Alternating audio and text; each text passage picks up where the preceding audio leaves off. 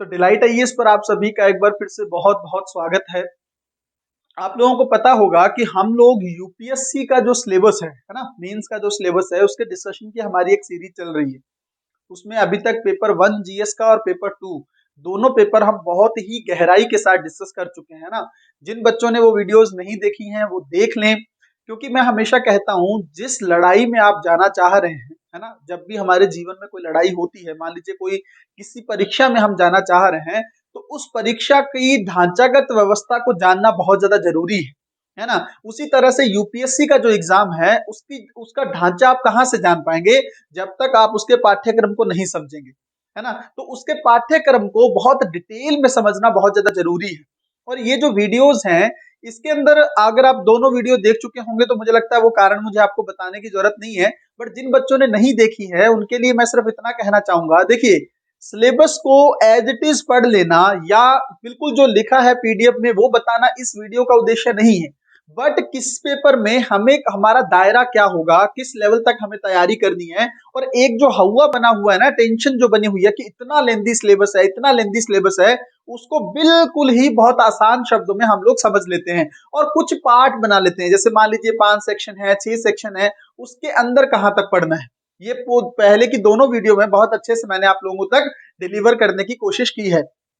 आज हम लोग जीएस पेपर 3, जो कहीं ना कहीं पर बहुत ज्यादा बच्चों के लिए गले की हड्डी भी बना रहता है हमेशा, कि इस पेपर का जो सिलेबस है बहुत अच्छे से समझ में भी नहीं आता है और ये समझना बहुत ज्यादा जरूरी भी हो जाता है, क्योंकि इकोनॉमिक्स और बहुत सारे सेक्शन जो हैं इसमें डाले गए हैं। तो पहले हम लोग वो पार्ट्स देख लेते हैं जो जो इस पेपर में, इस सिलेबस में शामिल हैं, फिर उसका थोड़ा सा डिटेल में हम लोग चीजों को बहुत अच्छे से समझ लेते हैं। देखिए, पेपर 1 ओवरली अगर आप लोगों ने ओवरऑल देखा होगा तो आपको पता है इतिहास और ज्योग्राफी, है ना, विषय इतिहास भी है उसमें, और कल्चर का जो सेगमेंट है, संस्कृति का जो पहलू है वो उसमें शामिल है। पहला पेपर अगर आप जीएस का देखेंगे, मोटा मोटा उसका पक्ष देखेंगे। दूसरे पेपर में आपको पता है कि राजनीति, भारतीय संविधान और शासन के कुछ पहलू और अंतरराष्ट्रीय संबंधों की रूपरेखा जो है वो पेपर 2 में शामिल है, जीएस का जो पेपर 2 है। पेपर 3 में क्या है, अगर आप मोटे मोटे तौर पर देखेंगे, अगर मैं आपको एक होलिस्टिक कवरेज में बताऊं तो आप समझेंगे कि पेपर 3 जो है इसके अंदर एक आता है अर्थव्यवस्था, इकोनॉमी, है ना, भारत की अर्थव्यवस्था से संबंधित जो भी विषय हैं वो इसमें शामिल होंगे। दूसरा टॉपिक इसमें आता है विज्ञान और प्रौद्योगिकी का, साइंस एंड टेक्नोलॉजी का जो पोर्शन है वो पेपर 3 के अंदर इन्वॉल्व है, उसके बारे में भी देखेंगे। तीसरा मुख्य पहलू अगर आप इसमें देखेंगे तो पर्यावरण का आ जाता है ना, और पर्यावरण में कौन कौन सी चीजें हैं वो भी अच्छे से देख लेंगे। चौथा पहलू अगर इसमें मोटा देखेंगे आप तो आपको दिखेगा डिजास्टर मैनेजमेंट, आपदा प्रबंधन जो है वो कहीं ना कहीं पर जीएस के पेपर 3 का हिस्सा है। और लास्ट में और अंतिम तौर पर अगर आप देखेंगे तो आंतरिक सुरक्षा से जुड़ी जो मुद्दे हैं या उससे संबंधित जो चुनौतियां हैं उन सब चीजों को पेपर 3 में शामिल किया गया है। तो ये ओवरऑल अगर देखेंगे तो 5 से 6 बड़े टॉपिक इस पेपर में निकल के आते हैं। अब हम थोड़ा सा डिटेल में देख लेते हैं कि अर्थव्यवस्था के अंदर कौन कौन से पहलू हैं या साइंस एंड टेक्नोलॉजी में कौन कौन से पहलू हैं, इन सब चीजों को थोड़ा सा हम लोग गहराई से जान लेते हैं। सबसे पहले आप यहाँ पर देखेंगे, देखिए, पहला इसमें मुद्दा है अर्थव्यवस्था, है ना, भारत की जो अर्थव्यवस्था है। अगर उसके अंदर आप चीजें देखेंगे तो आपको दिखेगा इकोनॉमी में इससे संबंधित जो विषय हैं वो कहीं ना कहीं पर इसमें शामिल होते हैं, बट है क्या क्या इसको समझना जरूरी है। तो पहली चीज अगर आप देखेंगे इसके अंदर आपको दिखेगा कि योजना, संसाधन और रोजगार। अब इसका क्या मतलब है, इसको थोड़ा सा ध्यान से समझिए, बहुत अच्छे से समझिए। देखिए, आपको पता है यूपीएससी की ना एक खासियत है, मैंने आपको कई बार बताया है कि जो एग्जामिनर होता है, यूपीएससी का जो एग्जामिनर होता है, जो जिसको पेपर तैयार करना होता है, उसके पास दो चीजें होती हैं जिसके आधार पर वो पेपर तैयार करता है। एक उसके पास सिलेबस होता है, पाठ्यक्रम होता है। दूसरा प्रीवियस ईयर के क्वेश्चन पेपर होते हैं। इसके अलावा कोई भी उसके पास इंफॉर्मेशन नहीं है, कुछ नहीं उठा के वो पेपर देखने बैठ रहा है। ये दो बड़ी बड़ी चीजें हैं जिसके आधार पर वो पेपर तैयार करता है। जब वो सिलेबस देखेगा, आप सोचिए उसके पास सिलेबस है और प्रीवियस ईयर है, तो सिलेबस में जो लिखा हुआ है क्या वो उस पर सवाल नहीं बनाएगा? और ऐसा ही होता है। मैं आपको इस पेपर 3 में दिखाऊंगा और आप 2022 के भी पेपर को उठा के देखेंगे तो आपको एज इट इज जो सिलेबस में लिखा हुआ है उस पर सवाल बने हैं। और ये आज की बात नहीं है, सिर्फ 2022 की बात नहीं है, ये लगातार पिछले साल से जब से यूपीएससी का पैटर्न चेंज हुआ है, इस तरह से 9 पेपर मेंस में शामिल किए गए हैं। आप सिलेबस के आसपास ही आप यूपीएससी के एग्जामिनर को देखेंगे। तो अगर आप लोग पहला जो पॉइंट इसके अंदर आप देखना चाहते हैं तो वो आप देखेंगे। देखिए, योजना क्या है? मतलब किसी भी अर्थव्यवस्था जो है शुरुआत होती है तो किससे होती है? प्लानिंग से होती है ना। भारत में जब आजाद हुआ भारत तो उसके बाद प्लानिंग की गई। आपको पता है भारत में योजना आयोग को स्थापित किया गया और कहीं ना कहीं से ये प्रेरणा जो है भारत को सोवियत संघ से मिली थी। और आपको पता होगा आजादी के समय से ही भारत जो है, इवन उससे पहले भी जब स्वतंत्रता संग्राम का दौर चल रहा था तब भारत जो है वो सोवियत संघ से नजदीकियां भारत की ज्यादा थी। इसी वजह से विचारधारा के स्तर पर भी भारत थोड़ा सा समाजवाद के करीब दिखता है। और समाजवाद का एक पहलू यह है कि उसमें योजनागत परंपरा को अपनाया जाता है। जैसे पंचवर्षीय योजनाओं का जो कॉन्सेप्ट था वो पहले सोवियत संघ में था, उसी से लेकर नेहरू ने भारत में भी उसको अपनाया। और उन्हीं योजनाओं को तैयार करने के लिए भारत में प्लानिंग कमीशन ऑफ इंडिया योजना आयोग की स्थापना की गई है ना। तो पहला ही वर्ड योजना है, तो प्लानिंग करने के लिए इससे जितनी भी भारत में पंचवर्षीय योजनाएं आई, आपको पता है 12वीं पंचवर्षीय योजना के बाद नीति आयोग की स्थापना हो चुकी है। तो नीति आयोग का जो एजेंडा है वो थोड़ा तरीका बदल चुका है। 3 वर्षीय कार्य योजना या लंबी अवधि की कार्य योजना वो बनाकर आपके सामने रख रहा है।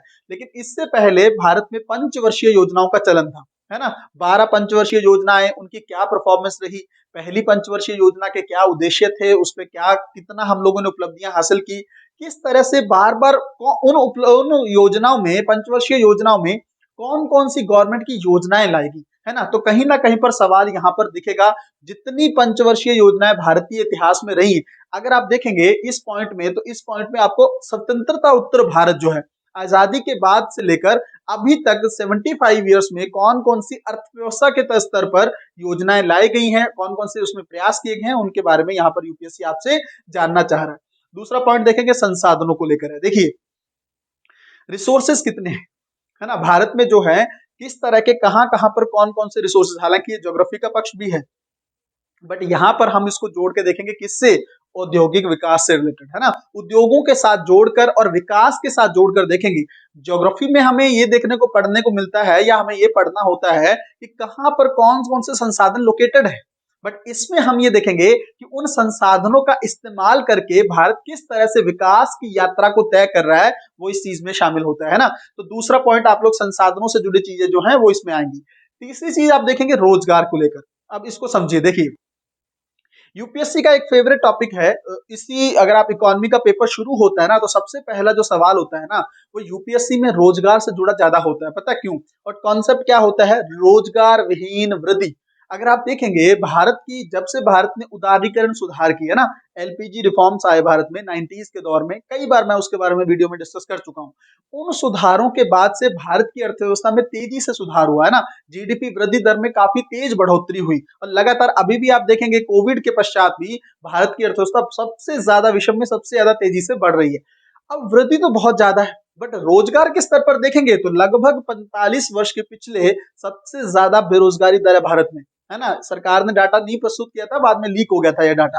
तो अगर, तो यूपीएससी वही पूछ रहा है। यूपीएससी ये पूछता है कि वृद्धि तो हो रही है, आप लोग जीडीपी में तो बहुत इजाफा कर रहे हैं, बट आपके पास रोजगार क्यों नहीं आ रहा? तो इसका कॉन्सेप्ट क्या बना? रोजगार विहीन वृद्धि, मतलब रोजगार के बिना वृद्धि हो रही है। तो ऐसा कॉन्सेप्ट अगर भारत में देखने को मिल रहा है और कई सालों से देखने को मिल रहा है तो यूपीएससी तो इस पे क्वेश्चन पूछना बनता ही है ना। वही चीज कर रहा है। तो रोजगार से जुड़े संबंधित जो पहलू होंगे वो भी भारतीय अर्थव्यवस्था के जुड़े हुए पॉइंट में शामिल होंगे। तो ये 3 चीजें मुझे लगता है आप लोग बहुत अच्छे से समझ गए होंगे। इसके बाद हम लोग देखते हैं कि क्या है सिलेबस में। देखिए, दूसरी चीज आपको यहां पर देखने को मिलती है सरकारी बजट। ठीक है, बजट जो है आपको पता है फरवरी के माह में 1 फरवरी को भारत सरकार जो है वो बजट लेके आती है। पहले चीजें और थी बट अब कुछ सुधार किए गए हैं, पहले ही बजट ले लिया जाता है ना। उससे पहले आर्थिक सर्वेक्षण जो है, इकोनॉमिक सर्वे आता है, आप लोगों को दिख रहा होगा जो मैंने यहाँ पे लिखा है। देखिए, बजट से जुड़े हुए जो पहलू हैं यूपीएससी के लिए बहुत फेवरेट रहते हैं। एक तो ये बजट में होता क्या है, एक तो सरकार खाका प्रस्तुत करती है कि भाई पिछले साल कहाँ कहाँ पर एक्सपेंसेस हुए और आने वाले साल में हम कहाँ कहाँ पर एक्सपेंसेस करने वाले हैं, कहाँ कहाँ पर पैसा रुपया आया कहाँ से और कहाँ इन्वेस्ट करने वाले हैं। मेनली तौर पर देखा जाए तो बजट यही प्रस्तुत करता है सरकार के कौन कौन से घाटे हैं, चाहे वो राजकोषीय घाटा हो, फिस्कल डेफिसिट हो, राजस्व घाटा हो, रेवेन्यू डेफिसिट हो, ये घाटे कितने हैं, किससे सरप्लस चल रहा है, कौन से खाते में दिक्कत है, ये सारी चीजें सरकार बजट के फॉर्म में प्रस्तुत करती है। बजट में ना केवल ये सब चीजें बताई जाती हैं बल्कि सरकार किन क्षेत्रों में कौन कौन सी योजनाएं लाने वाली है, कौन कौन से प्रयास करने वाली है, ये सब चीजें भी शामिल होती हैं बजट में। तो सर यूपीएससी के लिए तो आसान हो गया ना, जो मान लीजिए कोई किसान सम्मान निधि लाई तो यूपीएससी सीधा क्वेश्चन उठा लेती है उससे कि ये सरकार इस बजट में योजना लाने वाली है, आपको क्या लगता है किस हद तक सफल हो पाएगी, है ना। स्वास्थ्य को लेकर सरकार कई बार बड़ी बड़ी योजनाएं ला चुकी है तो उसको लेकर यूपीएससी ने सीधे सवाल पूछे हैं। तो बजट जो है यूपीएससी का एक बहुत ही इंपॉर्टेंट टॉपिक बन जाता है और ये कहीं ना कहीं पर इकोनॉमिक्स से ही जुड़ा टॉपिक है। भारत की अर्थव्यवस्था के अंदर सबसे ज्यादा मजबूत कोई पॉइंट है या स्तंभ है तो भारत का बजट है। कोई भी देश होगा ना उसका अर्थ आर्थिक देखिए आर्थिक पक्ष मजबूत होगा तभी तो देश के बाकी चीजें सर्वाइव कर पाएंगी, है ना। तो आर्थिक पक्ष तभी मजबूत होगा जब, और आर्थिक पक्ष को आप जानेंगे कहां से, बजट से ही तो जानेंगे, और ये हर वर्ष आता है। तो इससे जुड़ी हुई चीजें कहीं ना कहीं पर अर्थव्यवस्था के पेपर में बहुत महत्वपूर्ण बन जाती है। ये हो गई चीजें, बजट के अंदर आपको क्या क्या चीजें देखनी है। और इसके अंदर मेनली फोकस होता है, मैंने बताया ना कि सरकार का कहां पर घाटा हो रहा है, अंतरराष्ट्रीय व्यापार हमारा किससे सरप्लस है, किससे हम लोग लॉस में चल रहे हैं, है ना, कहीं ना कहीं पर। और प्लस आप अगर यहाँ पर देखेंगे जो मैंने आपको बताया, जो योजनाएं सरकार ला रही है उस पर सबसे ज्यादा फोकस होना चाहिए कि कौन कौन से क्षेत्र में क्या आउटकम योजनाएं सरकार लेकर आ रही है। तीसरी चीज यहाँ पर एक निकल कर आती है जो सिलेबस का हिस्सा है, समावेशी विकास।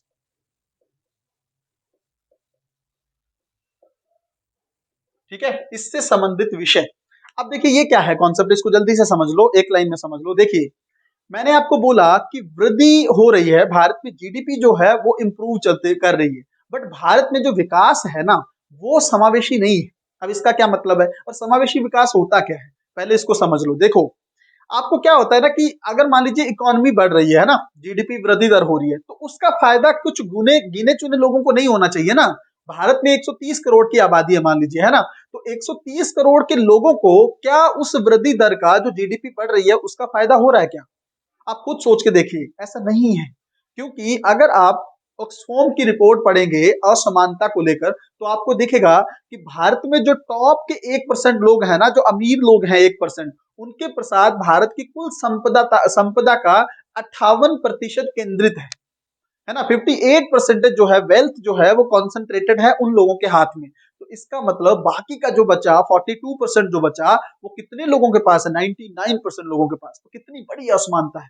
इसका मतलब विकास का जो लाभ है वो हर स्तर पर नहीं हो रहा है, और यही यूपीएससी की चिंता है। और ये लगातार इस पर सवाल बना है, इस बार 2022 में भी सवाल आया है समावेशी विकास को लेकर, है ना, क्या चुनौतियां हैं, इससे संबंधित जो विषय है पढ़ना है इसको बहुत अच्छे से, है ना। इसके बारे में अब जो मैंने आपको बताया है, अगर इतना कॉन्सेप्ट भी वहां पर यूपीएससी मेंस में लिखाएंगे ना, एग्जामिनर खुश हो जाएगा। आपको पता होना चाहिए, डीप अंडरस्टैंडिंग होनी चाहिए कॉन्सेप्ट की, और आसान शब्दों में आप बता दें। ज्यादा परिभाषाओं की जरूरत नहीं है यहाँ पर कि इसने ये बोला है, डब्ल्यूटीओ ने ये बोला है, वर्ल्ड बैंक की ये परिभाषा, ये नहीं चाहता यूपीएससी आपसे। सिंपल शब्द चाहता है कि इसको लेकर प्रॉब्लम है कहाँ पे, ये है कहते किसको हैं, और दूसरा इसको लेकर क्या क्या चुनौतियां हैं और किस तरह से सरकार इस पर पार पा सकती है। तो एक और इम्पोर्टेंट पहलू जो है वो अर्थव्यवस्था से जुड़ा ही समावेशी विकास का है, क्योंकि विकास और वृद्धि दोनों चीजें अलग अलग हैं। अगर मैं आपको एक लाइन में और बता दूं, विकास वृद्धि जो होती है वो परिमाणात्मक होती है, मतलब क्वांटिटेटिव फॉर्म है, नंबर हो सकते हैं उसके, लेकिन विकास जो है वो गुणात्मक ढांचा प्रकट करता है। वो ये देखता है कि क्या सबको फायदा हो रहा है, क्या स्वास्थ्य सुविधाएं सबको मिल रही है, क्या शिक्षा सबको प्राप्त हो पा रही है, क्या ये सब जो बुनियादी अवसंरचना है क्या इसमें विकास हो रहा है, क्या इसका फायदा समाज के हर तबके को मिल पा रहा है। ये सब चीजें, ये सब विषय, इससे जुड़े हुए विषय शामिल होते हैं समावेशी विकास में। तीसरा पॉइंट आप लोग बहुत अच्छे से समझ गए होंगे। चौथा, अब हम लोग आते हैं एग्रीकल्चर पे, है ना। कृषि जो है, कोई भी अर्थव्यवस्था होती है ना उसके तीन पहलू होते हैं, अगर आपको पता हो। कृषि होता है, उद्योग होता है और सेवा क्षेत्र होता है। तीन क्षेत्र होते हैं ना किसी भी अर्थव्यवस्था में। अगर आप देखेंगे कृषि शुरुआत है, पहला चरण है, क्योंकि आप देखिए उद्योग कहाँ से चलेंगे, दूसरा चरण उद्योग है ना। उद्योग कहाँ से चले, कृषि के बिना चल जाएंगे क्या उद्योग? रॉ मटेरियल ही नहीं है, कच्ची सामग्री नहीं है, तो किस तरह से उद्योगों में प्रोडक्शन चलेगा, कारखानों का विकास किस तरह से होगा? तो कृषि सबसे पहली प्रायोरिटी है और इस पर काम करना बहुत ज्यादा जरूरी है। क्या क्या है इसके अंदर, अर्थव्यवस्था का जो सिलेबस है इसके अंदर क्या क्या चीजें इसमें शामिल है, देखिए प्रमुख जो फसलें हैं, ठीक है, इनका पैटर्न क्या है। भारत में प्रमुख फसलें जैसे गेहूं, जैसे चावल, कपास, गन्ना, जूट, ये प्रमुख फसलें हैं ना भारत में, इनका क्या पैटर्न है। पहली चीज, कहां पर उगती हैं, हालांकि ज्योग्राफी का कॉन्सेप्ट भी है, बट कहां पर उत्पादन ज्यादा हो रहा है, कहां कम हो रहा है, कौन कौन सी भौगोलिक जो है जरूरतें इसके अनुसार वर्क करती हैं, एक चीज ये हो गई। दूसरा यहां पर आप देखेंगे सिंचाई का जो पैटर्न है,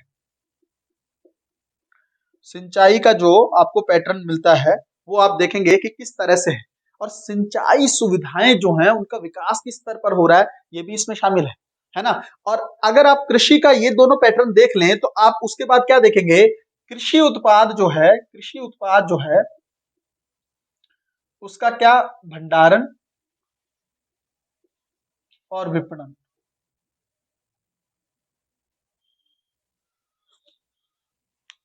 ठीक है। इवन इसके साथ आप एक पहलू देखेंगे परिवहन। अब मुझे एक बात बताइए, कृषि से तैयार हुई फसल क्या उसकी अपने आप में इस तरह से हो सकता है कि वहां से ही सीधे मार्केट में चली जाए, ये तो पॉसिबल नहीं है ना। उसको कहीं पे भंडारित करना होगा, कहीं रखना होगा ताकि बफर स्टॉक बना सके। दूसरा, उसको लेके जाना होगा खाद्य प्रसंस्करण की तरफ, ताकि उसमें कुछ रिफॉर्म्स करके, कुछ सुधार करके, पैकेट बंद करके, कुछ छानबीन करके, कुछ उस पर थोड़ा बहुत फिल्टर करके चीजें, तब जाकर हम मार्केट में बेच सकें। तो उसका भंडारण, कहां पर उसका भंडारण किया जाएगा, उसको ले जाने के क्या तरीके होंगे, परिवहन किस तरह से होगा, प्लस विपणन, उसकी मार्केटिंग किस तरह से होगी, किस तरह से हम उसका मार्केटिंग करेंगे ताकि ज्यादा से ज्यादा लोगों तक अच्छी चीजें पहुंच पाए। तो कृषि से लेकर आप उद्योग तक की चीजों के बीच का जो सेक्टर है वो आपको दिखेगा खाद्य प्रसंस्करण, और इससे जुड़ा हुआ अगला पहलू वही आ रहा है, उसी के बारे में यहाँ पर बात की गई है ना। तो इससे जुड़ी क्या संबंधित चुनौतियां हैं, जैसे भंडारण से संबंधित क्या चुनौतियां हैं, मैं बात करूंगा ना। जैसे हमारा पब्लिक डिस्ट्रीब्यूशन सिस्टम है, वो भी इसमें टॉपिक है, आगे बात करते हैं। तो उसमें क्या होता है, एक चिंता जो हमेशा भारत के लिए निकल के आती है वो ये है कि हमारे पास सरप्लस खाद्य पड़ा रहता है। आपने देखा होगा किस तरह से जो food production, food corporation of India जो है, एफसीआई जो है, उसके गोदामों में किस तरह से अन्न जो है वो सड़ रहा होता है। देखा होगा ना, आप लोगों ने खुद देखा होगा बारिश के समय पर किस तरह से अन्न जो है वो, क्योंकि सरप्लस है हमारे पास, हम बहुत सारा भंडारण कर लेते हैं, तो यही बात की जाती है कि आप या तो अगर भंडारण कर रहे हैं, एक्स्ट्रा कर रहे हैं खाद्य सुरक्षा के दृष्टिकोण से, तो कुछ अच्छी चीजों में इसको स्टोर करिए ना। इस तरह से गोदामों पड़ा सड़ रहा है, चूहे खा रहे हैं, बीमारियां फैल रही हैं, और जबकि दूसरी तरफ कुपोषण से बच्चे मर रहे हैं। तो कहीं ना कहीं पर इसमें बैलेंस स्टेब्लिश करने की जरूरत है, कोशिश करने की जरूरत है कि भंडारण सुविधाएं भारत में बहुत बेहतरीन तरीके से होनी चाहिए, है ना। मार्केटिंग बहुत अच्छे से होनी चाहिए ताकि किसानों को उनका उत्पाद का कहीं ना कहीं पर एक उचित मूल्य मिल सके, है ना। जब मार्केटिंग अच्छी होगी, आपको पता होगा भारत में जो जनजातियां हैं उसके लिए एक बॉडी है अपेडा करके, है ना। वो बॉडी जो है जन शेड्यूल, जो आपको पता है कि जो जनजातीय मंत्रालय जो है उसके अंदर काम करती है, उस बॉडी ने इतने व्यापक स्तर पर मार्केटिंग की जनजातियों के उत्पादों की कि उनका उनकी इनकम बढ़ गई, है ना, और किस तरह से उनके विकास में वो भूमिका निभा रही है। तो मार्केटिंग का बहुत बड़ा रोल है। कृषि उत्पादों की भी मार्केटिंग इतनी अच्छे तरीके से होनी चाहिए ताकि किसानों का जो उत्पाद है वो बहुत बेहतरीन तरीके से लोगों तक पहुंच जाए, और उसकी बहुत अच्छी इनकम जो है वो किसान तक पहुंच पाए। दोनों चीजें हो जाएंगी ना, लोगों को एक बहुत बेहतरीन उत्पाद मिल जाएगा, किसानों को एक आय मिल जाएगी, और सरकार इनकम डबल करना भी चाहती है किसानों की, तो दोनों उद्देश्य हमारे यहाँ पर सर्व हो जाते हैं। तो ये तो कृषि से संबंधित कुछ चीजें हुई। साथ में आप देखेंगे कृषि के अंदर ही ई प्रौद्योगिकी को लेकर क्या विषय है वो भी इसमें शामिल होता है, ठीक है। ई प्रौद्योगिकी मतलब कुछ ऐसी चीजें, स्मार्ट टेक्नोलॉजी का इस्तेमाल किया जाए एग्रीकल्चर सेक्टर में, ताकि जैसे होता है ना, अगर आपने माइक्रो इरिगेशन के बारे में सुना होगा, सूक्ष्म सिंचाई पद्धति, है ना, ड्रिप इरिगेशन होती है, उसमें क्या होता है, उसमें ये होता है कम पानी का इस्तेमाल करके ना फिर ज्यादा से ज्यादा उत्पादन उत्पादन बढ़ाया जाए, है ना, प्रोडक्शन ज्यादा हो, फसलों का पानी का इस्तेमाल कम हो, उर्वरकों का, फर्टिलाइजर का इस्तेमाल कम हो, है ना, ताकि ज्यादा उत्पादन भी हो, इन चीजों का इस्तेमाल, ये सब चीजें क्या है, ये ई प्रतियोगिता तो कहीं ना कहीं पर यूज है। ज्यादा से ज्यादा स्मार्ट टेक्नोलॉजी जो है वो हम लेकर आ रहे हैं किसमें, कृषि के क्षेत्र में। तो ई प्रौद्योगिकी से जुड़े कृषि के क्षेत्र में जो जुड़े विषय हैं वो भी इसके अंदर शामिल होंगे। अब जैसे बच्चों आपने यहाँ पर देखा होगा, इसके साथ ही एक जुड़ा हुआ टॉपिक देख लीजिए यहाँ पर, अगर यहाँ पर दिख पा रहा है, आप लोगों को दिख पा रहा है, ठीक है। तो यहाँ पर आप देखेंगे, जैसे मैंने आपको बोला कि ये भंडारण वाले जो मुद्दे हैं, ये खाद्य प्रसंस्करण आयोग उद्योग,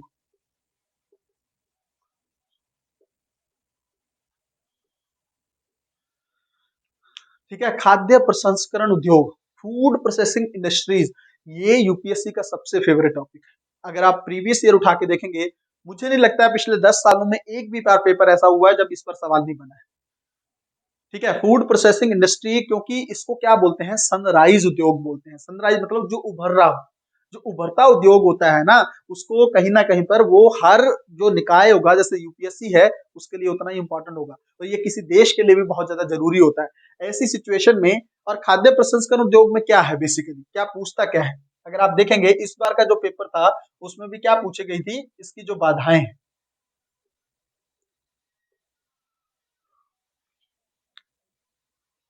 ठीक है, इसकी जो बाधाएं हैं उसके बारे में बात की गई थी। ये प्रश्न भी था इस बार यूपीएससी का मेंस, अगर 2022 का आप देखेंगे तो आपको दिखेगा कि इसके अंदर डाउन स्ट्रीम और अप स्ट्रीम, ठीक है, शुरुआत के स्तर पर और कहीं ना कहीं पर आगे चलकर उसमें कौन कौन सी बाधाएं उत्पन्न होती हैं। आपको पता है, मैंने कुछ चीजें बताई ना आपको, जैसे भंडारण है, परिवहन है, विपणन है, इसमें कुछ प्रॉब्लम्स है ना, कौन कौन सी बाधाएं उसमें आती हैं उसके बारे में जानना चाह रहा है यूपीएससी आपसे।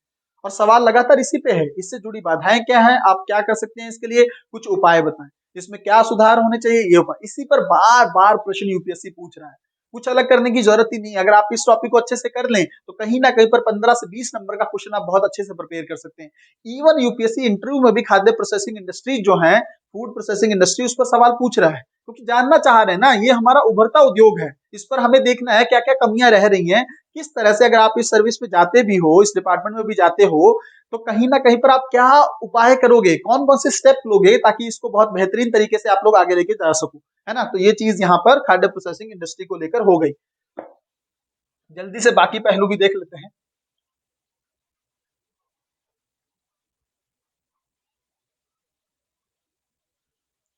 कृषि से जुड़ा ही एक अन्य टॉपिक है जिसको लेकर कई बार विवाद भी होते रहते हैं, ध्यान से समझ लीजिए।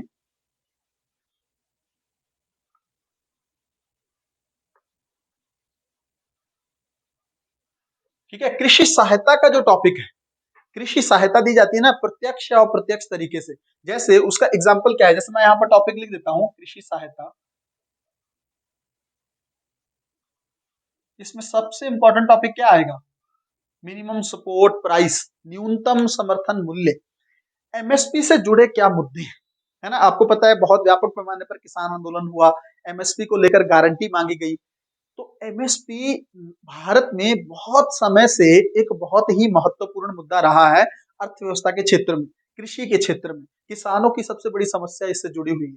कई तरह की प्रॉब्लम्स हैं, जैसे मान लीजिए बिहार और यूपी के जो स्टेट के किसान हैं वो बोलते हैं कि हमें एमएसपी उतना अच्छा नहीं मिल पा रहा जितना पंजाब हरियाणा के किसानों को मिलता है। बहुत सारी चीजें हैं, और कई समय से एमएसपी मिल रहा है तो अब किसान उसकी गारंटी भी चाहते हैं कि उसके बिना वो इमेजिन भी नहीं कर पा रहे हैं। बहुत सारी चीजें हैं ना, सरकार सुधार लाना चाहती थी बट उसको कहीं ना कहीं पर किसानों ने एक्सेप्ट नहीं किया। तो एमएसपी मिनिमम सपोर्ट प्राइस से जुड़े जो मुद्दे हैं उसके बारे में यूपीएससी ने बार बार सवाल पूछा है, और इकोनॉमी के पेपर में सबसे इंपॉर्टेंट, जैसे मैं बोल रहा हूँ ना, फूड प्रोसेसिंग इंडस्ट्री। अच्छा, जो जो टॉपिक मैं आपको बता रहा हूँ ना, अगर आप इनको एज इट इज तैयार कर लेना तो यूपीएससी के मान लीजिए 20 प्रश्न है ना, तो इसमें 17-18 सवाल तो सीधे सिलेबस में से आ रहे हैं, कुछ एक्स्ट्रा करने की जरूरत ही नहीं है, कुछ इतना सोचने की कहाँ भागना है, इकोनॉमी के पेपर की तैयारी कहाँ करनी है। जो जो टॉपिक बता रहा हूँ, जो जो चीजें निकाल के दे रहा हूँ, उस पे क्वेश्चन तैयार कर दीजिए, आपको सीधा मिलेगा, और प्रीवियस ईयर उठा के देख लीजिए अगर मैं झूठ बोल रहा हूँ तो, है ना। आप लोग चीजें वहां से कहीं ना कहीं पर कंफर्म कर सकते हैं। दूसरा, यहीं पर एक कॉन्सेप्ट आता है, जैसे मैंने आपको बोला एफसीआई वाला जो कॉन्सेप्ट है ना, पब्लिक डिस्ट्रीब्यूशन सिस्टम जो है, पीडीएस जो सिस्टम है, इससे जुड़ी चुनौतियां क्या है। अगर आप देखेंगे, अब ये भी तो वही मुद्दा है ना कि भंडारण किया एफसीआई ने, फिर उसके बाद में जो गरीब व्यक्ति हैं उनको सब्सिडी युक्त खाद्य प्रदान करना, मतलब सस्ती कीमतों पर 2 रुपए गेहूं दे दिया, 3 रुपए का चावल किलो दे दिया, है ना, 1 किलो, इस तरह से प्रोवाइड करना, तेल देना उनको। तो गरीबों की सहायता का ये कॉन्सेप्ट है पब्लिक डिस्ट्रीब्यूशन सिस्टम, इससे जुड़ी क्या चुनौतियां हैं, इससे जुड़े क्या संबंधित मुद्दे हैं, इसको लेकर यूपीएससी का एक चिंता भी रहती है और सवाल भी लगातार बनते हैं, है ना। जो आपका इस सिस्टम पब्लिक डिस्ट्रीब्यूशन सिस्टम को देखेंगे तो आप इससे जुड़ी जो चीजें हैं वो कहीं ना कहीं पर इंपॉर्टेंट बन जाती हैं। और ये टॉपिक ये लाया इसलिए गया था, ये सिलेबस में टॉपिक भी है अलग से, खाद्य सुरक्षा के लिए, है ना, फूड सिक्योरिटी। और देखेंगे ना भारत में किस तरह से लगातार कुपोषण जो है आज तक भी अपनी जड़ें समाज में जमा के बैठा हुआ है। आपको पता है ना, भारत के लिए कई बार शर्म की बात भी होती है हमारे लिए कि देखिए इतने बड़े पैमाने पर हम लोग बातें करते हैं कि हमारे पास इतना सरप्लस खाद्यान्न पड़ा हुआ है, इतनी सारी चीजें हैं। भारत के जो रेस्टोरेंट हैं, होटल हैं, उसमें व्यापक पैमाने पर अगर आप देखेंगे ना तो फूड की वेस्टेज होती है, खाद्यान्न की बर्बादी होती है। लोग खाते हैं, मंगाते हैं, ऑर्डर करते हैं, वैसे का वैसे छोड़ के चले जाते हैं। बहुत बार आप लोगों ने भी अपने आसपास देखा होगा। बट उसी भारत में एक बहुत बड़ी विडंबना ये है कि जहां पर इतना खाद्य बर्बाद होता है, वहां पर सबसे ज्यादा कुपोषित बच्चे पाए जाते हैं। कुपोषण सबसे ज्यादा भारत में है ना, सबसे ज्यादा भारत के बच्चे जो हैं वो कुपोषित हैं। अगर आप देखेंगे लगभग मुझे लगता है मोटा आंकड़ा ये है कि दुनिया के चौथा पांचवा बच्चा जो है, हर बच्चा जो है वो इंडियन है जो कुपोषण से शिकार है। तो ऐसी स्थिति में क्या खाद्य सुरक्षा और क्या चीज है ना कहीं पर ये सिस्टम अभी भी बेहतरीन तरीके से वर्क नहीं कर पा रहा है ना कहीं पर उन बच्चों को या उन माताओं को हम कवर नहीं कर पा रहे हैं जो कुपोषण से ग्रस्त होते जा रही हैं। तो इस सिस्टम में बहुत व्यापक पैमाने पर सुधार की जरूरत है और यही यूपीएससी आपसे चाह रहा है कि इन टॉपिक्स को आप नजरअंदाज मत करिए और इनसे जुड़ी हुई चीजें अच्छे से तैयार कर लीजिए, है ना। मैं इसलिए मुद्दे आपको डिटेल में नहीं पढ़ा रहा हूं क्योंकि ये सिलेबस डिस्कशन का टॉपिक वीडियो है। अगर हम लोग ये टॉपिक पढ़ने लग जाएंगे तो कहीं ना कहीं पर फिर बहुत डिटेल में हम लोग बात करेंगे जब चीजें आगे क्लासेस के फॉर्म में हम लोग करेंगे। तो कृषि सहायता से जुड़ी चीजें हो गई यहाँ पर। एक यहाँ पर ये देख लीजिए, जैसे बफर स्टॉक की हम लोगों ने तो बात कर ही ली है ना। अब यहाँ पर एक आता है पशुपालन क्षेत्र।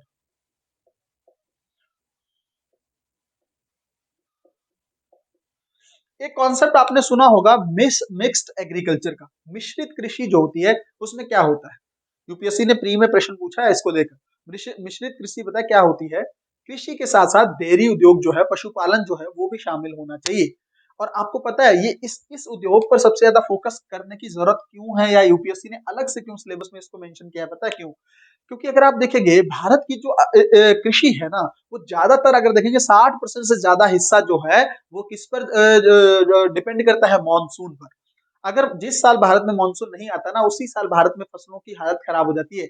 एग्रीकल्चर क्षेत्र की जो जीडीपी वृद्धि दर है वो बहुत बुरे तरीके से प्रभावित होती है। और ये लगातार हमने देखा है। तो मानसून आएगा तो फसल होगी, अगर मानसून नहीं आएगा तो फिर क्या होंगी चीजें।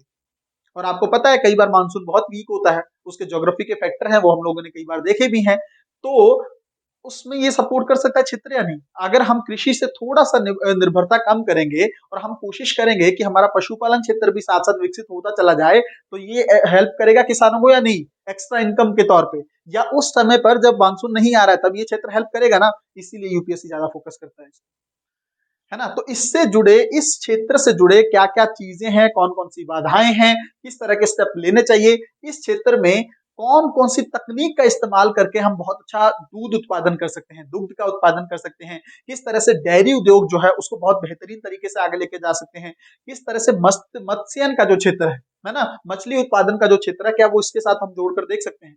ये इस तरह की चीजें यूपीएससी की फेवरेट रही हैं, तो आपको अच्छे से करना है। तो कृषि क्षेत्र में मुझे लगता है हम लोगों ने काफी डिटेल में चीजें देख ली हैं। अब अगला टॉपिक हम इसके साथ ही देखते हैं। यहाँ पर देखिए, मुझे नहीं पता कौन सा टॉपिक, शायद 5वें पे आ चुके हैं हम, भूमि सुधार।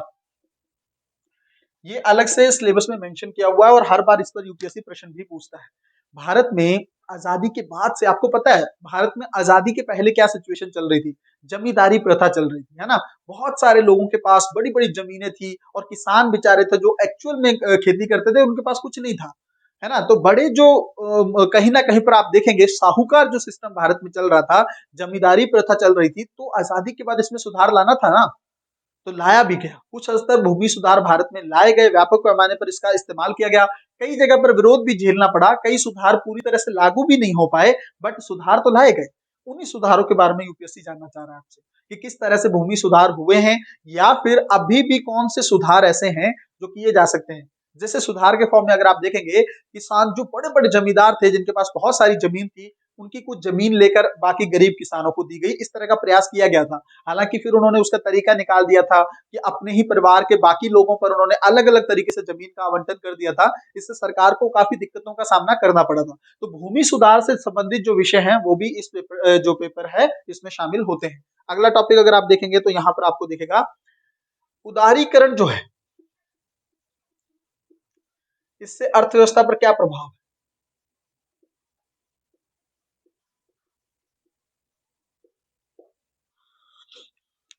ध्यान से समझिए, इस चीज को ध्यान से समझिए। मैंने आपको बताया, एक बार देख लीजिए जो लिखा है, अगर आप लोग समझ पा रहे हैं तो देखिए। भारत में 1990 तक बंद अर्थव्यवस्था थी, है ना, क्लोज इकोनॉमी थी। हम लोग ज्यादा किसी से आयात निर्यात नहीं करते थे, हमें जरूरत ही नहीं थी। हम अपने पे ज्यादा, क्योंकि भारत में समाजवाद का मॉडल था ना, पूंजीवाद का मॉडल उतना लागू नहीं था। इस तरह से हम लोग अपने में ही ट्रेड कर रहे थे, अपने ही लेवल पर प्रोडक्शन उत्पादन कर रहे थे, खाद्य उत्पादन को लेकर बहुत सारी चीजें ऐसी थी। ऐसा नहीं है कि बिल्कुल नहीं होता था, बट बहुत कम मात्रा में होता था। हमारी अर्थव्यवस्था जो बंद थी, तो उस बंद अर्थव्यवस्था ने कहीं ना कहीं पर एक समय पर जाकर कोलैप्स हो गई। हमारे पास जो हमारा बैलेंस ऑफ पेमेंट सिस्टम है वो पूरी तरह से जो है बिगड़ चुका था। हमारे पास इतना जो विदेशी मात्रा में जो थी, हमारी जो फॉरेन करेंसी नहीं बची थी, और इसलिए हम उत्पाद जो आयात करने के लिए, जो हमें तेल आयात करना होता है, उसके लिए भी हमारे पास पैसे नहीं थे। तो कहीं ना कहीं पर भारत की बंद अर्थव्यवस्था का मॉडल पूरी तरह से विफल हो चुका था।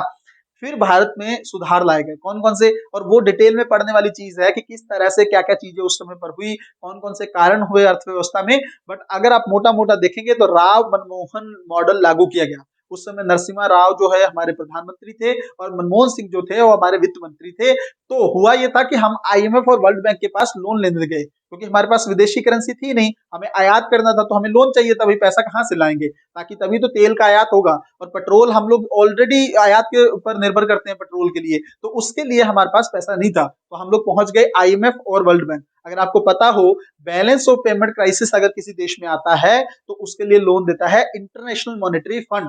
हम भी वहां पहुंच गए, और जैसे ही वहां पहुंचे, हमारी अमेरिका से बनती नहीं थी, अमेरिका ने आईएमएफ के माध्यम से हम पर शर्तें थोपी। ये बोला गया आपको लोन तभी मिलेगा अगर आप अपनी इकोनॉमी को ओपन करेंगे, है ना। सिंपल सा फंडा है, इसको समझ लीजिए। इकोनॉमी को ओपन करेंगे। ओपन करने का मतलब ये था, तीन सुधार लाने थे: लिबरलाइजेशन, प्राइवेटाइजेशन और ग्लोबलाइजेशन। एलपीजी रिफॉर्म्स बोलते हैं इसको। अब ये रिफॉर्म लाए, कुछ नहीं था इसके अंदर, इकोनॉमी को खोल देना था, बाहर से इन्वेस्टमेंट आनी थी, भारत के कहीं ना कहीं पर जो रेगुलेटेड सिस्टम था उसको थोड़ा आसान बनाना था, कहीं ना कहीं पर बाहर के विदेशी जो कंपनियां थी वो भारत में व्यापार के लिए आ सके, भारत में इन्वेस्ट कर सकें, भारत के बैंकिंग सिस्टम में जुड़ सकें, बहुत सारी चीजें। तो उनको ओपन कर दिया गया इकोनॉमी को। अब ये चीजें जो हुई, इसका अर्थव्यवस्था पर क्या प्रभाव पड़ा, ये यूपीएससी जानना चाह रहा है और प्रश्न पूछता है हर बार। भूमंडलीकरण का, ग्लोबलाइजेशन का क्या क्या इफेक्ट पड़ा है, चाहे वो अर्थव्यवस्था के क्षेत्र पर हो, और पहले पेपर में हम लोगों ने पढ़ा था कि समाज पर भी इसका कहीं ना कहीं पर जो प्रभाव है वो पूछता है यूपीएससी। तो ये टॉपिक इंपॉर्टेंट हो गया ना। अब यहाँ पर इसी औद्योगिक उदारीकरण में औद्योगिक नीति जो है ना, इसमें बदलाव किए गए थे। ठीक है ना, मैंने बोला ना कि ओपन कर दिया गया था। तो एक चीज में ओपन होगा क्या, बैंकिंग क्षेत्र में या किसी एक में नहीं, सभी में।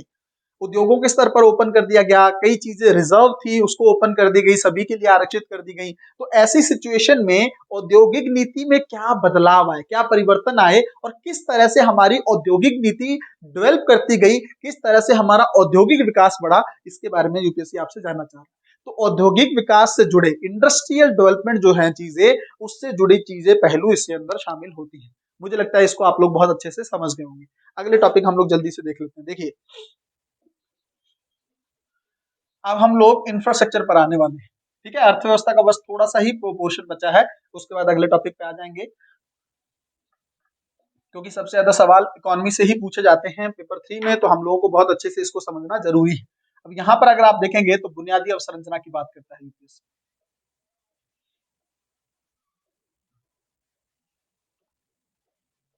बुनियादी अवसंरचना मतलब क्या, बेसिक इंफ्रास्ट्रक्चर। और बेसिक इंफ्रास्ट्रक्चर में क्या आता है, देख लीजिए यहाँ पर: ऊर्जा,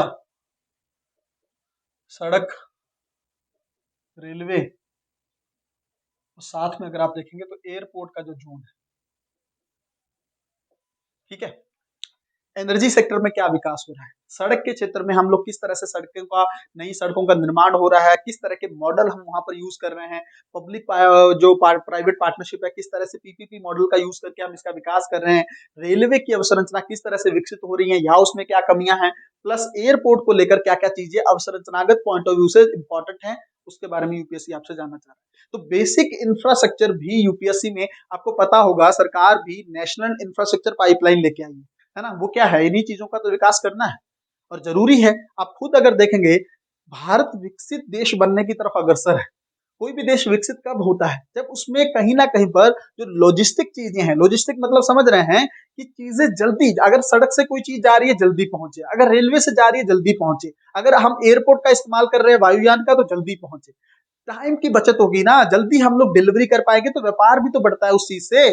तो बस उस चीज को जल्दी करने के लिए हम सड़कों का अच्छा अच्छा खाका तैयार करते हैं। रेलवे का सिस्टम आप लोगों को पता होगा, एक समय पर भारत में जो मालगाड़ियां थी है ना, जो सामान को लेकर जाती थी, कितनी धीरे धीरे चलती थी वो, देखा होगा ना आप लोगों ने, जो कोयला लेकर जा रही है कई कई समय तक वो एक ही प्लेटफॉर्म पर खड़ी है, आप लोगों से कुछ छिपा नहीं, बट आज उसकी स्पीड बढ़ा दी गई है। आज वो बहुत काफी तेजी से चलती हैं, काफी समय तक रुकी हुई आपको नहीं दिखेगी, और उनकी स्पीड का स्तर आप लोग देख सकते हैं। तो ये क्या है, यही तो है कि हम जल्दी से जल्दी चीजों में सुधार कर रहे हैं, है ना। तो बेसिक इंफ्रास्ट्रक्चर को लेकर इस तरह से सवाल आपके बन जाते हैं पेपर में। इसके बाद क्या चीजें आती हैं, इसी से रिलेटेड जो है निवेश मॉडल जो है, इन्वेस्टमेंट मॉडल जो है।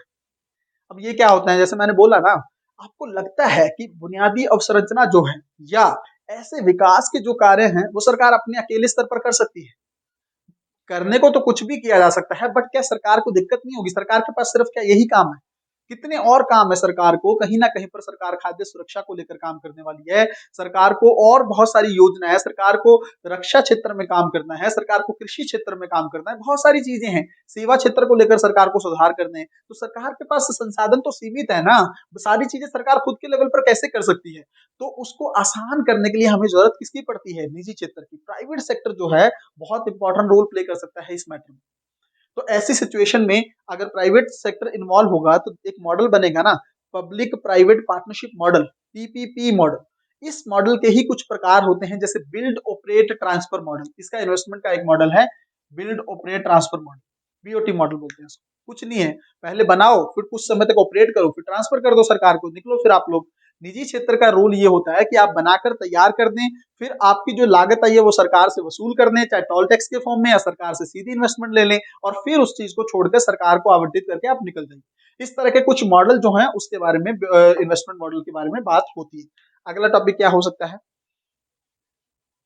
अब देखो बच्चों, यहां तक हमारी इकोनॉमी जो है वो कंप्लीट हो चुकी है, ठीक है, अर्थव्यवस्था जो है वो हमारी कंप्लीट हो चुकी है, देख ली ना चीजें आप लोगों ने, ये है इकोनॉमी, बस इतने टॉपिक हैं, इसके आसपास अगर इतना प्रिपेयर कर लोगे ना, सवाल सिर्फ इसी से बन रहा है। अगर आप प्रीवियस ईयर उठा के देख लो, आज मेरी सिलेबस की वीडियो देखने के बाद प्रीवियस ईयर उठा के देखना आपको यूपीएससी क्या पूछ रहा है। अब यहां से एक आता है साइंस एंड टेक्नोलॉजी का पोर्शन। साइंस एंड टेक्नोलॉजी का पोर्शन क्या है, विज्ञान और प्रौद्योगिकी, है ना। इस क्षेत्र में पेपर 3 में एक पोर्शन साइंस एंड टेक्नोलॉजी का है, इसमें क्या क्या है अब इसको देख लो। देखो सबसे पहले तो आप ये देखो, कोई भी देश होगा, विज्ञान और प्रौद्योगिकी के बारे में सिलेबस आएगा तो क्या चीज पहले आएगी, उपलब्धियां आएंगी ना।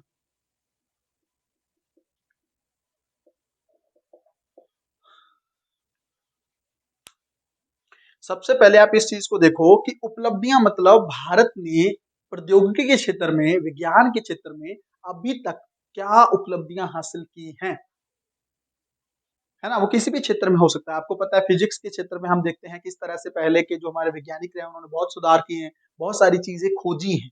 उसी तरह से अंतरिक्ष के क्षेत्र में चीजें हो सकती हैं। तो इस तरह की उपलब्धियां क्या रही हैं भारत की विज्ञान और प्रौद्योगिकी के क्षेत्र में, उनके बारे में पूछना चाह रहा है यूपीएससी।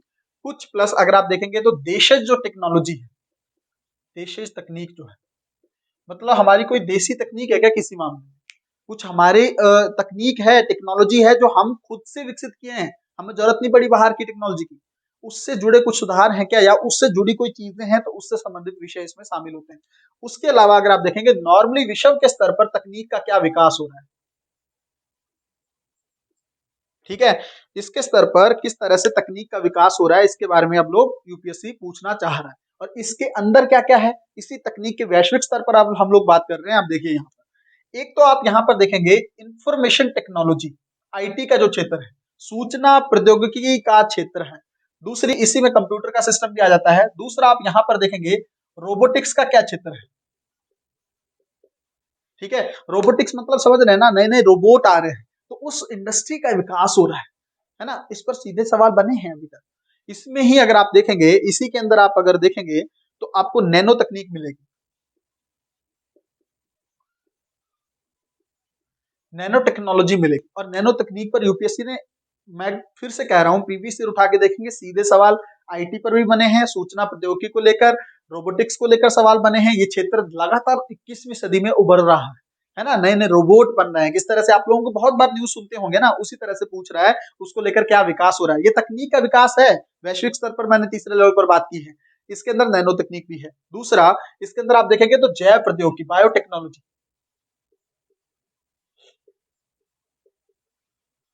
अगर आप देखेंगे, अब इसका मतलब क्या है, जैसे आप लोगों ने कॉन्सेप्ट सुना होगा थ्री पेरेंट बेबी का, है ना। पहले ये होता था कि मान लीजिए किसी दो लोग हैं, एक युगल है, कपल है, उसको बेबी नहीं हो पा रहा है, उसके लिए अब आप देखेंगे तो प्रयोगशाला में बेबी को पैदा किया जा रहा है। ये जो कॉन्सेप्ट है थ्री पेरेंट बेबी वाला, ये इसी के तहत तो है, जैव प्रौद्योगिकी के तहत। और यूपीएससी ने कई बार सवाल भी पूछा है इसको लेकर। तो इससे जुड़े हालांकि कई नैतिक मुद्दे भी बनते हैं, बट अब यहाँ पर हम लोग तकनीक की बात कर रहे हैं। ठीक है, तो इससे जुड़ी जो आपको जैव प्रौद्योगिकी से जुड़ी जो चीजें हैं वो आपको यहाँ पर दिख जाएंगी। और साथ में आप यहाँ पर देखेंगे इंटेलेक्चुअल प्रॉपर्टी राइट से संबंधित विषय जो है।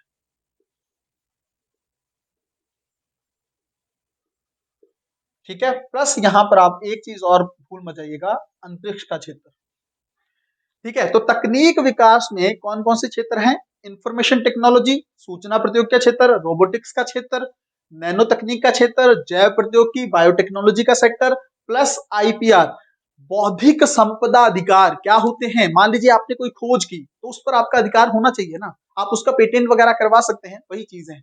इससे जुड़े ना बहुत सारी चीजें दिक्कत करती रहती हैं। क्या होता है, डब्ल्यूटीओ में भी भारत के खिलाफ कई केस जाते रहते हैं इसको लेकर। मतलब भारत कहीं ना कहीं पर पेटेंट को लेकर थोड़ा सा ढीला रुख अपनाता है, क्योंकि भारत चाहता है ना, देखिए बड़ी बड़ी कंपनियां अमेरिका में किसी दवा को मान लो किसी ने उत्पन्न किया है ना, विकास किया, बहुत सारी चीजें की, मान लिया उस कंपनी ने बहुत सारा कहीं ना कहीं पर खर्च किया उस इन्वेस्टमेंट के लिए, या फिर उसको उस खोज के लिए, है ना, उस एक्सपेरिमेंट के लिए। कोई नई दवा बना रही है अमेरिका की कोई कंपनी, उसने उसके लिए काफी खर्च किया, मान लिया इस चीज को।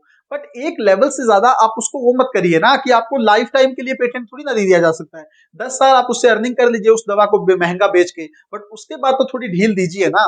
तो भारत जो है कहीं ना कहीं पर उस चीज को थोड़ा सा पेटेंट को लेकर, जो पेटेंट एवरग्रेनिंग है, इसके बारे में भारत बिल्कुल सही नहीं है। भारत कोशिश कर रहा है कि जेनरिक दवाएं उसकी बन जाए, है ना। और इसके लिए भारत में प्रावधान भी है, जो हमारा आईपीआर एक्ट जो है उसके बारे में, इसके बारे में प्रावधान है। मतलब कि वो जो दवा उन्होंने बनाई है उससे संबंधित हम अपनी उसी तकनीक का इस्तेमाल करके हम सस्ती दवा बना, है ना। इससे अमेरिका और बाहर की जो कंपनियां हैं वो भारत से परेशान रहती हैं, और भारत के खिलाफ लगातार जो आईपीआर को लेकर, मतलब बौद्धिक संपदा, वो ये कह रहे हैं खोज हमने की है, हमारा राइट है, आपने हमारा अधिकार छीन लिया और अपने घर पर या घरेलू स्तर पर उसी दवा को आपने सस्ती फॉर्म में बेचना शुरू कर दिया और विकसित कर दिया, ये आप नहीं कर सकते। ये अमेरिका और जो पश्चिम के देश है उनका ज्यादातर पक्ष रहता है, भारत के खिलाफ इसको लेकर मुद्दे चलते रहते हैं। ठीक है, तो आईपीआर से जुड़े संबंधित जो विषय है वो इसमें आएंगे। अब यहाँ पर एक मेन चीज है अंतरिक्ष, स्पेस के सेक्टर में अगर आप देखेंगे क्या विकास हुआ है, कौन कौन सी चीजें जो हैं स्पेस के क्षेत्र में, अंतरराष्ट्रीय स्तर पर और भारत के स्तर पर, किस तरह से इसरो अगर आप देखेंगे, किस तरह से मंगलयान, चंद्रयान, शुक्रयान, ठीक है, आदित्य L1 मिशन, बहुत सारे प्रयास इसरो ने, मतलब सराहनीय प्रयास है। तो ऐसी सिचुएशन में यूपीएससी उसके संबंधित प्रयास जानना भी चाह रहा है।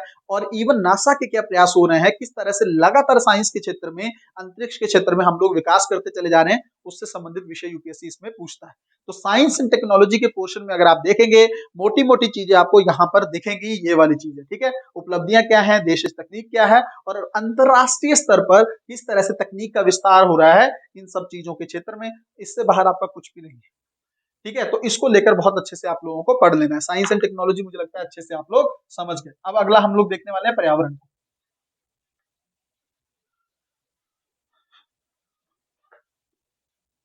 ठीक है। पर्यावरण की सुरक्षा अगर आप देखेंगे 21वीं सदी में सबसे ज्यादा जो चिंता जो है वैश्विक स्तर पर हो चाहे भारत के स्तर पर हो, वो पर्यावरण को लेकर ही बनी हुई है। यहाँ पर देखिए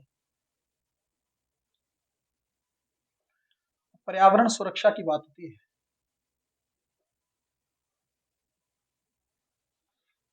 ठीक है, पर्यावरण की सुरक्षा को लेकर बात है। और पर्यावरण में अगर आप मेंस के पॉइंट ऑफ व्यू से देखेंगे ना, तो तीन चार टॉपिक इंपॉर्टेंट बनते हैं। एक देखिए, एक होता है पर्यावरण का संरक्षण।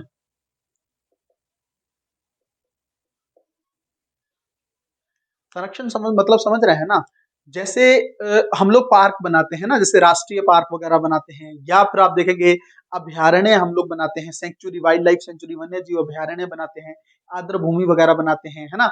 जैव संरक्षण के लिए, पर्यावरण के संरक्षण के लिए ये हमारे प्रयास हैं। और पर्यावरण बिगड़ रहा है, आपको पता हो किस तरह से जो ग्लोबल टेम्परेचर जो है इंक्रीज होता जा रहा है ना। आपको पता है ना कि ग्लोबल टेम्परेचर जो है, वैश्विक तापमान बढ़ रहा है। उससे क्या हो रहा है, ग्लेशियर पिघल रहे हैं। ग्लेशियर पिघल रहे हैं तो समुद्र का स्तर जो है, जल का स्तर वो बढ़ता चला जा रहा है। ऐसी स्थिति में चिंता तो है। प्लस अगर आप देखेंगे ज्यादा टेम्परेचर बढ़ने से कई क्षेत्र जो है वहां पर हीट सृजित हो रही है। आप देखेंगे ना, हीट आइलैंड का कॉन्सेप्ट आता है। तो किस तरह से हीट बढ़ रही है, उससे बहुत सारी चीजों का नुकसान है ना। वर्षा का जो पैटर्न है वो बिगड़ता चला जा रहा है। आज भारत में देख लीजिए आप, भारत में किस तरह से अगर आप देखेंगे, एक समय था राजस्थान में वर्षा नहीं होती थी, अब राजस्थान में बाढ़ आ रही है। ये सब क्या है, ये पर्यावरण का ही तो नुकसान है।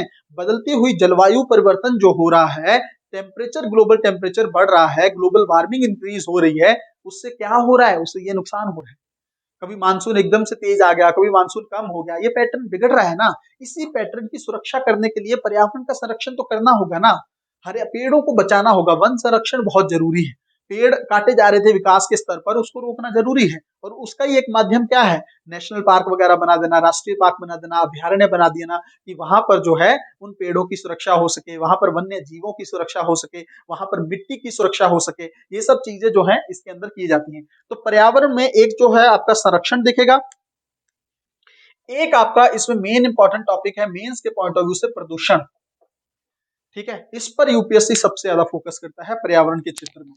पॉल्यूशन, चाहे वो वायु प्रदूषण हो, चाहे वो जल प्रदूषण हो, चाहे वो भूमि प्रदूषण हो, चाहे वो ध्वनि प्रदूषण हो, इस तरह से प्रदूषण जो बढ़ रहा है उससे, और सबसे ज्यादा इंपॉर्टेंट इसमें हो जाता है वायु प्रदूषण। अब दिल्ली की हालत देख लीजिए इस समय, किस तरह से वहां पर जो है एयर जो इंडेक्स है, पोल्यूशन इंडेक्स है, वो किस तरह से बढ़ा हुआ है। एयर क्वालिटी इंडेक्स आप देख रहे हैं दिल्ली में किस हद तक बढ़ा हुआ है, और किस तरह से स्वास्थ्य समस्याएं यहाँ के बुजुर्ग लोगों को हो रही। तो ये सब सिचुएशन जो है यूपीएससी के लिए भी तो चिंता है ना, कि दिल्ली का नाम कहीं ना कहीं पर वैश्विक स्तर पर पोल्यूटेड सिटी के तौर पर गिना जाए, तो ये भारत के लिए कोई अच्छी बात तो नहीं है ना। इसी तरह से अगर आप देखेंगे प्रदूषण से जुड़ी चीजें हैं, वैश्विक स्तर पर क्या हो रहा है, किस तरह से ग्लोबल पोल्यूशन जो है वो इंक्रीज होता जा रहा है, चाहे वो वायु प्रदूषण हो, भूमि प्रदूषण हो, ध्वनि प्रदूषण हो, जल प्रदूषण हो, उससे संबंधित विषय जो है, उससे जुड़ी हुई अंतर्राष्ट्रीय कन्वेंशन क्या है, किस तरह से सरकारें प्रयास कर रही हैं, किस तरह से घरेलू स्तर पर भारत सरकार प्रयास कर रही है, किस तरह से पोल्यूशन से डील करने के लिए हम जो है वनों का उत्पादन बढ़ा रहे हैं। ये सारी चीजें या इससे संबंधित जो जितने भी विषय हैं वो प्रदूषण में शामिल होंगे, है ना। एक इसी के साथ जुड़ा टॉपिक है क्षरण। जैसे मैं आपको बता रहा हूँ डिग्रेडेशन, भूमि का डिग्रेडेशन हो रहा है ना। लगातार आप देखिए नदियों के रास्ते में विकास कर लिया गया, नदियों के जो रास्ते थे उसके अंदर घर बसा लिए गए, है ना। किसी तरह से अगर आप देखेंगे जो आपका चीजें हैं, जैसे जो एक समय था गांवों का जो क्षेत्र था वो एग्रीकल्चर के सेक्टर पे काफी सिक्योर था। अब देखिए ना शहर किस तरह से बढ़ गए, और शहर बड़े हैं तो शहर से संबंधित चीजें, पॉल्यूशन जो इंडस्ट्री से निकलती हुई चीजें जो है, जैसे गंदा प्रदूषित जल जो है उसी उसी खेत को बर्बाद कर रहा है, उसी भूमि की मिट्टी को जो है वो कहीं ना कहीं पर पोल्यूट कर रहा है। तो ये तीनों जो प्रमुख इंपॉर्टेंट टॉपिक हैं, ये पर्यावरण से जुड़ी हुई चीजें हैं, इस पर ही यूपीएससी ध्यान देता है। तो पर्यावरण में मुझे लगता है मोटा मोटा अगर आप देखेंगे तो तीन टॉपिक आपको मिलेंगे, कंप्लीट डिस्कशन के तौर पर मैंने आप लोगों के सामने रख दिया है। इसके बाद क्या है, इसके बाद है हमारा आपदा प्रबंधन।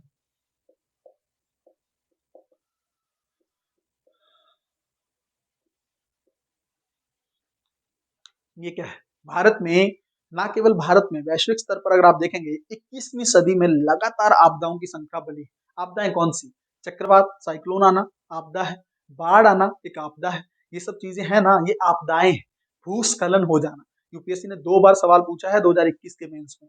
ठीक है, भूस्खलन हो जाना, लैंडस्लाइड्स वगैरह हो जाना, इवन भूकंप भी अगर आप देखेंगे तो हालांकि ये प्राकृतिक आपदा है, तो प्राकृतिक और मानवीय आपदाएं जो है, जैसे बाढ़ जो है ना, कुछ हद पर प्राकृतिक आपदा है और कुछ स्तर पर मानवीय आपदा है। प्रश्न भी यूपीएससी इस तरह से खूबसूरत ढंग से क्रिएट करता है। अब आप पूछेंगे कि सर प्राकृतिक कैसे और मानवीय कैसे है? प्राकृतिक इसलिए है कि कई बार वर्षा एकदम से तेज बढ़ जाती है, उस वजह से बाढ़ आती है। बट बाढ़ से आने के कई कारण मानवीय भी हैं। जैसे अगर आप देखेंगे, जैसे नदियां हैं, उनके मैंने बोला अभी उनके रास्ते में घर बसा दिए गए, जरूरी था ना, उसके प्रवाह को नहीं रोकना चाहिए था। फिर नदियों में गाद इतनी मात्रा में जमा हो गई, सफाई नहीं की नदियों की, नीचे से इतनी सारी गाद जमा हो चुकी है तो जल स्तर एकदम से ऊपर उठ जाता है। और नदियों के आसपास के क्षेत्र को छोड़ना था, लगभग 4-5 किलोमीटर का क्षेत्र छोड़ना था ताकि उसके बाद घर बस सके, बट लोग बिल्कुल उसके आसपास जाकर बस गए। ये सब हमारे अपने कारण नहीं है क्या? और बाढ़, इवन शहरी बाढ़ जो आजकल बड़ा कॉन्सेप्ट उभर कर आता है, यूपीएससी ने कई बार सवाल भी पूछा है, शहर में बाढ़ आ जाना कुछ नहीं है, उसमें यह है कि लगातार थोड़ी देर में बहुत सारा तेज बारिश हो जाना, शहरों में बाढ़ आ जाती है। उसका सबसे प्रमुख कारण क्या है? निकास प्रक्रिया अवरुद्ध कर रखी है। आप देखते होंगे ना किस तरह से जो हमारे सीवेज सिस्टम जो है वो किस तरह से बंद पड़ा रहता है, उसमें से पानी का पूरा प्रवाह प्रॉपर हो नहीं पाता है, उस वजह से बाढ़ आ जाती है। तो ये मानवीय कारण नहीं है क्या? तो यही कारण आप अगर देखेंगे, इससे जुड़ी जो चीजें हैं आपदा प्रबंधन, इन आपदाओं के बारे में जानना है। बाढ़ के क्या कारण है, चक्रवात के क्या कारण है, कौन कौन से कारण है जिस वजह से सुनामी आ जाती है, या मानवीय कारण कोई है चीजें जो इसको और ज्यादा कहीं ना कहीं पर खतरनाक लेवल पर ले जाते हैं। तो इससे जुड़े और एक आप इसके जुड़े दो चीजें पढ़ लेंगे।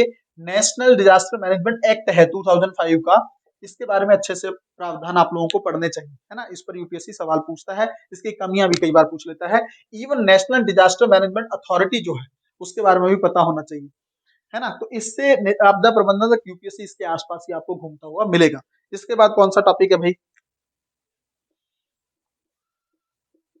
अब हम लोग आंतरिक सुरक्षा पे आ रहे हैं। ठीक है, एक ही टॉपिक बचा है, उसको समझ लेते हैं।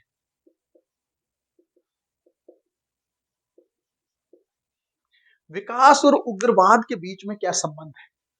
आपने अगर देखा हो नक्सलवाद जो है वो इसी से उभरा है ना। वेस्ट बंगाल का जो क्षेत्र है, नक्सलबाड़ी गांव है, 1967 में वहां से नक्सलवाद की उत्पत्ति मानी जाती है।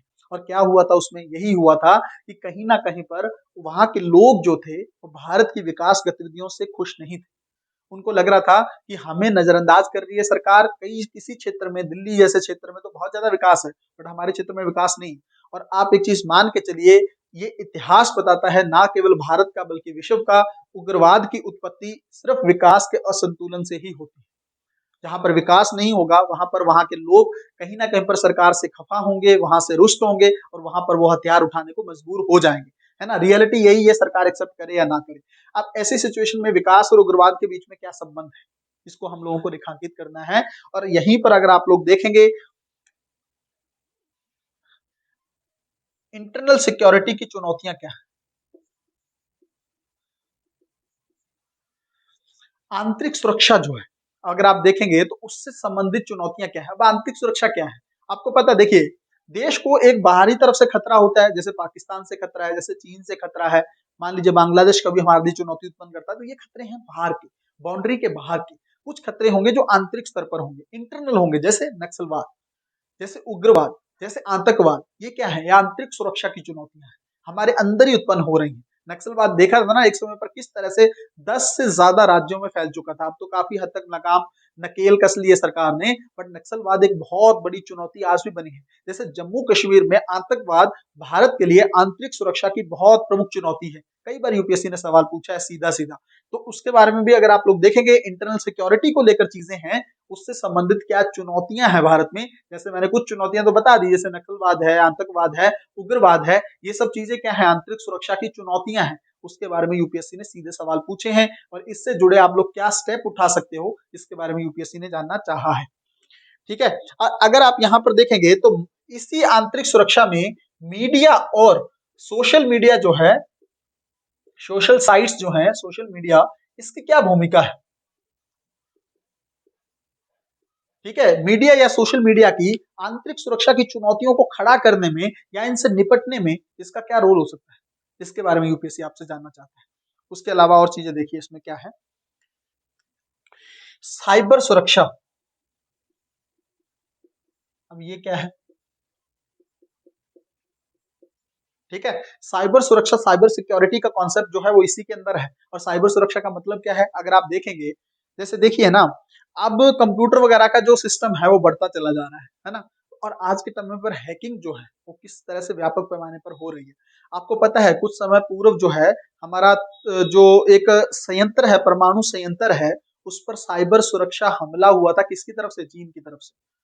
और महाराष्ट्र में एक संयंत्र जो है उस पर हमला हुआ तो हमारी पूरी लाइटें एक बार बंद कर दी गई थी। मतलब कंप्यूटर के माध्यम से कहीं ना कहीं पर साइबर सिस्टम जो है उससे छेड़खानी करना। तो ऐसी सिचुएशन में अगर आप देखेंगे ना, भारत में साइबर अवसंरचना जो है, साइबर इंफ्रास्ट्रक्चर है, बहुत अच्छी नहीं है। आपको पता होगा कभी भी आपके साथ कोई फ्रॉड होता है, ऑनलाइन फ्रॉड होता है, तो किस तरह से आपको लगातार परेशान होना पड़ता है, सरकार तक चीजें नहीं पहुंच पाती। हालांकि कोशिश की है, कुछ कुछ चीजें हम लोगों ने बहुत बड़े स्तर पर सुधार किए हैं, बट अभी भी हमारे खामियां हैं।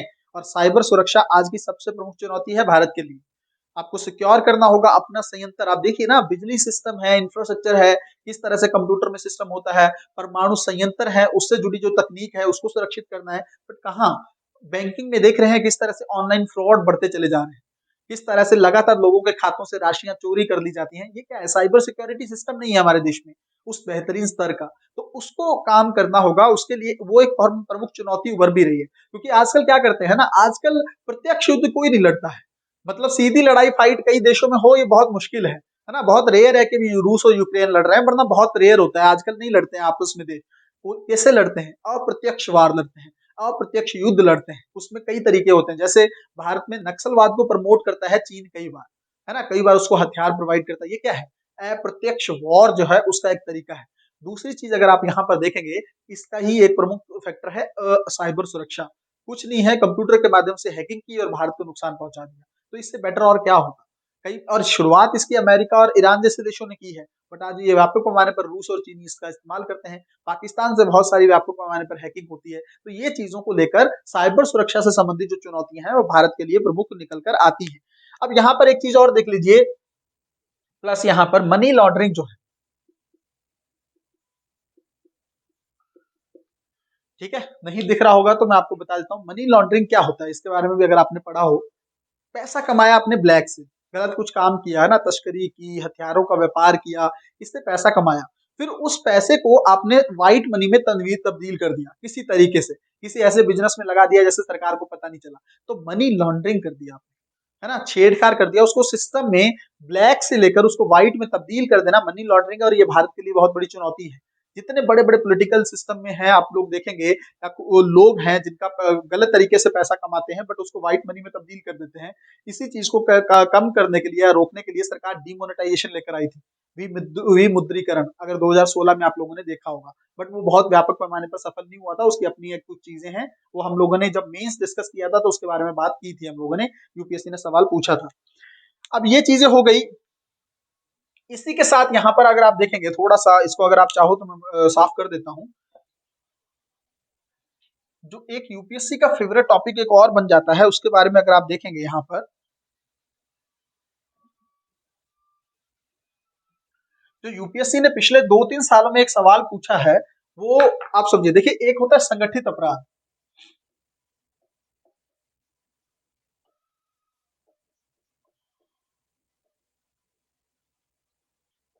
संगठित अपराध और आतंकवाद के बीच में क्या संबंध है, ये यूपीएससी ने सवाल पूछे हैं 2-3 साल में, दो बार से मुझे लगता है ज्यादा बार सवाल पूछ लिया ये। एक सवाल ऐसे भी पूछा था कि आतंकवाद का जो उद्योग है वो किस तरह से बढ़ रहा है। अब देखिए कितना यूनिक सा प्रश्न है, उद्योग और आतंकवाद, मतलब टेररिज्म इंडस्ट्री, है ना, कितना बेहतरीन कॉन्सेप्ट यूपीएससी ने ड्रॉ किया और उस पर सवाल पूछा। पहले ये समझ लो संगठित अपराध और आतंकवाद के बीच में क्या संबंध है, ये सिलेबस का हिस्सा भी है और इसी पर सवाल पूछा यूपीएससी ने। अगर आप देखेंगे संगठित अपराध होता क्या है, वो जो सिस्टमेटिक तरीके से हो, जिसको प्लान किया गया हो, उसको लागू किया गया हो, उसको ऑर्गेनाइज किया गया हो, उसके लिए हथियार प्रोवाइड किए गए हो, उसके लिए फंड प्रोवाइड किया गया हो, ये ऑर्गेनाइज सिस्टम है। जैसे तस्करी होना, हथियारों की तस्करी होना, मानव की तस्करी होना, ये सब क्या है, ये संगठित अपराध की श्रेणी में आते हैं।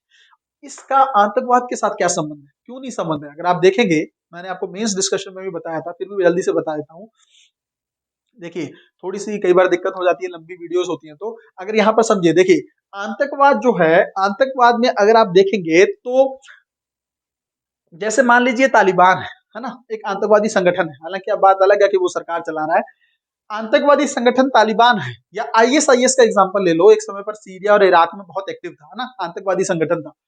अब वो अपने आतंकवाद के सिस्टम को बचाए रखने के लिए क्या वो संगठित अपराध का सहारा नहीं लेते हैं? वो तस्करी नहीं करते हैं, वो हथियारों का ट्रेड नहीं करते हैं? रेवेन्यू कहाँ से आएगा उनको? हथियार खरीदने हैं उनको, हथियारों के लिए पैसा कहाँ से आएगा? यही सब चीजें तो करेंगे। तो लिंक तो बन गया ना, इसके बीच में एक स्ट्रॉन्ग लिंक बन गया क्या नहीं? स्ट्रॉन्ग लिंक बनता है, कनेक्शन बनता है या नहीं?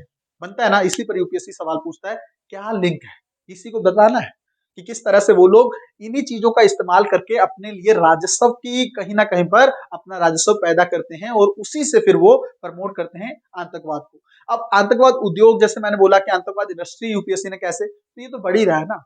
अब देखिए किस तरह से आईएसआईएस का उभार हुआ, हालांकि बाद में अमेरिका के आने से उस पर लगाम कसी गई। अब देखिए पाकिस्तान में किस तरह से राज्य प्रायोजित आतंकवाद जो है वो लगातार बढ़ रहा है। किस तरह से अगर आप यहाँ पर देखेंगे जो तालिबान है वो सत्ता में आ चुका है, ये आतंकवादी संगठन था और आज सरकार चला रहा है, तो उद्योग तो बढ़ रहा है ना, और यही लोग संगठित अपराध भी करते चले जा रहे हैं। तो ये कॉन्सेप्ट एक आप यहाँ पर बहुत अच्छे से समझ गए होंगे। एक लास्ट का टॉपिक है सुरक्षा बल,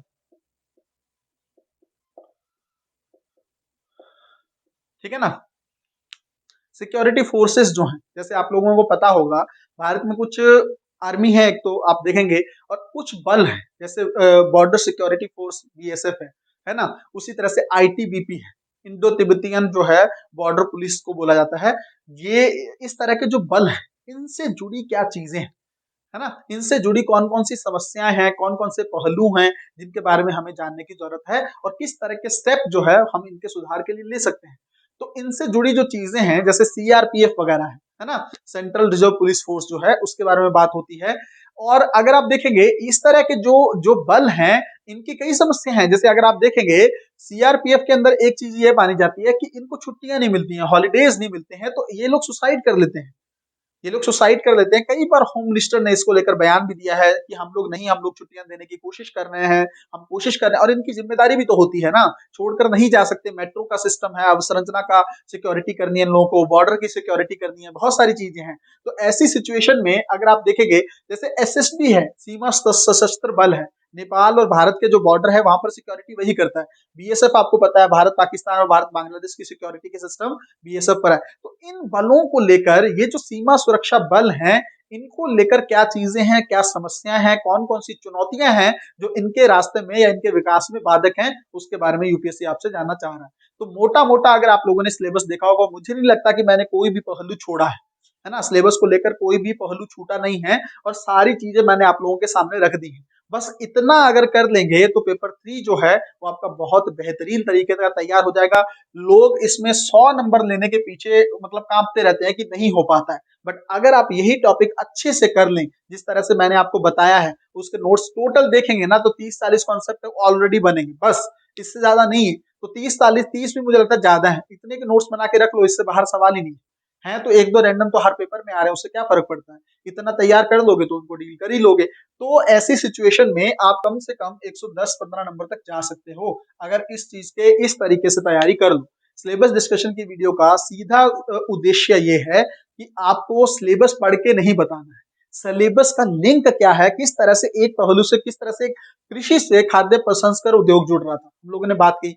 किस तरह से जो है आपका विज्ञान और प्रौद्योगिकी के अंदर जो जो पहलू हैं वो आपस में कैसे लिंक हो रहे थे, उसके बारे में हम लोगों ने बात की।